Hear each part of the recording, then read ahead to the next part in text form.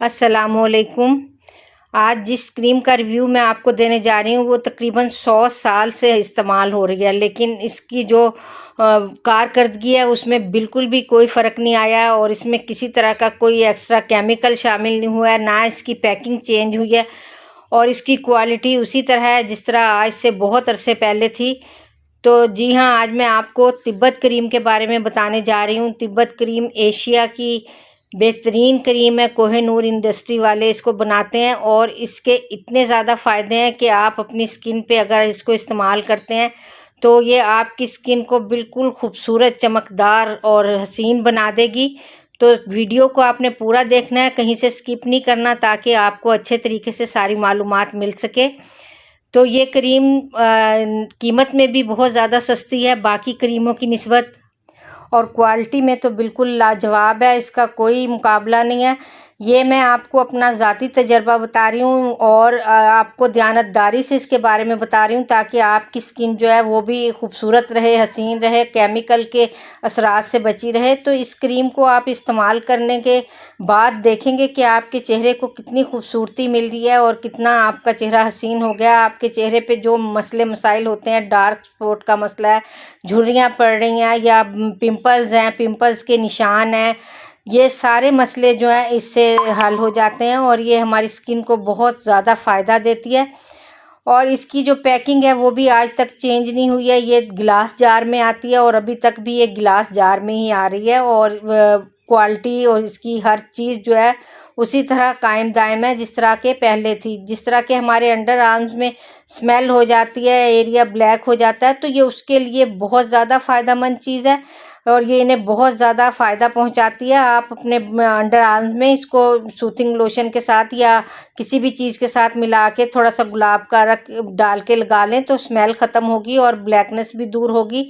चेहरे पे जो पिंपल्स होते हैं और उनके निशान बन जाते हैं उसके लिए बहुत फ़ायदेमंद है। आप डायरेक्ट पिंपल्स पे इसको थोड़ा सा रात को लगा के सो जाएं। शेविंग के बाद जब मेंस के जिस तरह कट वगैरह लग जाता है या जिस तरह चेहरे पे रेडनेस, जलन फील होती है, तो उसके लिए ये बहुत ज़्यादा फ़ायदेमंद चीज़ है। इसको फौरी शेव के बाद चेहरे पे अप्लाई करें तो ये हर तरह से चेहरे को स्मूथ कर देगी और चेहरे की ख़ारिश वगैरह से, जलन से, आफ्टर शेव के बाद जिस तरह आप कोई भी चीज़ लगाते हैं तो ये आफ्टर शेव के तौर पे आप इसको इस्तेमाल कर सकते हैं। बूट पहनने से कई लोगों के पाँव में बहुत स्मेल आती है सॉक्स में, तो ये उसके लिए बहुत फ़ायदेमंद है। आप इसको अपनी एड़ियों पे लगाएं नारियल के तेल में मिक्स करके, तो पाँव भी बहुत ज़्यादा खूबसूरत हो जाएंगे और आपके पाँव में से स्मेल आना भी बंद हो जाएगी और पाँव हसीन हो जाएंगे आपके।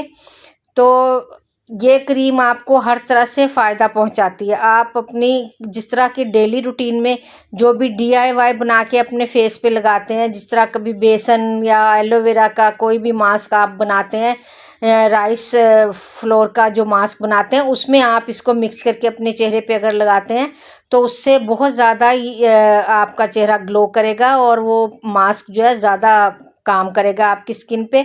इसको लगाने के बाद आप देखेंगे कि एकदम से आपकी स्किन मुलायम हो गई है, जिस तरह मसाम खुले होते हैं, यानी कि ये ओपन पोर्स का जो मसला है उसको बहुत अच्छे तरीके से हल कर देती है। अगर आपके ओपन पोर्स का मसला है तो आप डेली रूटीन में इसको लगाएं 2-3 बार अपने फेस को धो के और उसके बाद अपने फेस पे स्प्रे करें रोज़ वाटर का, तो ओपन पोर्स का जो आपका मसला है वो बिल्कुल हल हो जाएगा। इसके अलावा चेहरे पे अक्सर आपने देखा है रेड धब्बे बन जाते हैं, उनमें ख़ारिश भी बहुत ज़्यादा महसूस होती है और या किसी चीज़ से जिस तरह एलर्जी सी हो जाती है, तो ये उसको बहुत ज़्यादा फ़ायदा देती है। आप सूथिंग लोशन में मिक्स करके अपने फेस पे इसको 2 बार लगाएं दिन में, तो रेड निशान चेहरे के जो है वो ख़त्म हो जाते हैं।